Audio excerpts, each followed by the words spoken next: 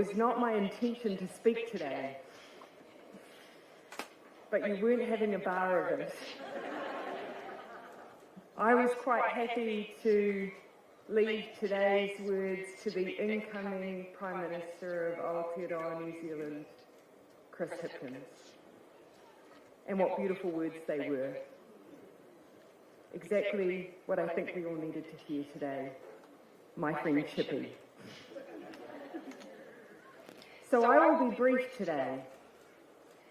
Firstly, I just wanted to acknowledge how important it is for me to be here amongst mana whenua, but particularly it feels special to be here with my whānau from Ngāti Haua. I thought I was being beautifully composed until I clocked Te Ao Maramaraka. Te Ao Maramaraka. You're so special to me to see you here today. It's wonderful. It also feels special and symbolic to be here at Ratana and for this to be officially my last event as the Prime Minister of New Zealand. And special for a couple of reasons. Firstly, if you're going to leave, I say leave with a brass band.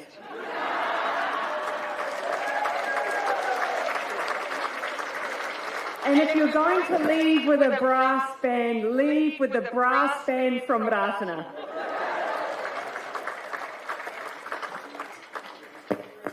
It also feels special to be here with my colleagues.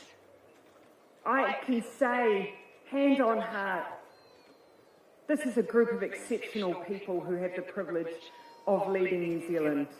I never did this job alone. I did it alongside these wonderful servants to New Zealand. And I leave knowing that you are in the best of hands. I pay particular attention and special mentions to Chris Hipkins and Carmel Sepuloni. I've known them for many years, particularly Chris, going on 20 at last count. And Calvin Davis is right. You knew me as Auntie. I hope you know him as Chippy, because it speaks to who he is as a person. Personable, down to earth, practical and good with tools. Chippy, you're a colleague and friend to us all, but I know you'll be a wonderful Prime Minister, and people have heard that here today.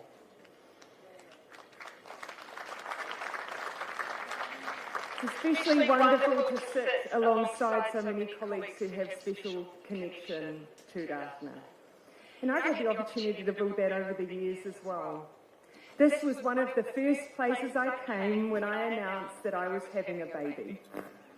And it was with some trepidation that I shared that news with New Zealand, but when I came here, you greeted me with the wonderful gift of the first name to be offered to Clark and I, Waru.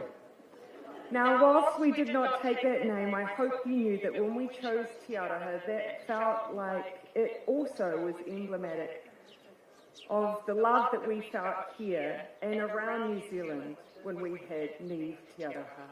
So thank you. I also leave knowing that you have 8 harakeke that on one of my visits were left here, and so in a way you have a small piece of me. But as leader of the Labour Party, I only carry the baton for a time. The relationship between Ratana and Labour is much deeper than individuals, and it will carry and continue and be strengthened. My final departing thoughts. There's been a little bit of discussion since I made my announcement about my resignation. You've heard a little bit of it here today.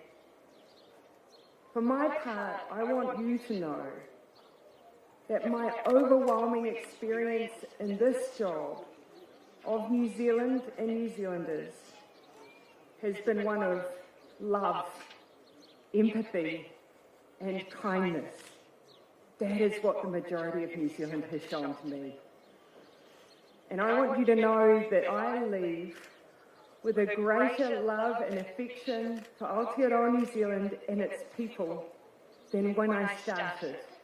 And I didn't think that was possible. So my final words are this. Ngā mihi nui kia koutou katoa. Thank you from the bottom of my heart for the greatest privilege of my life.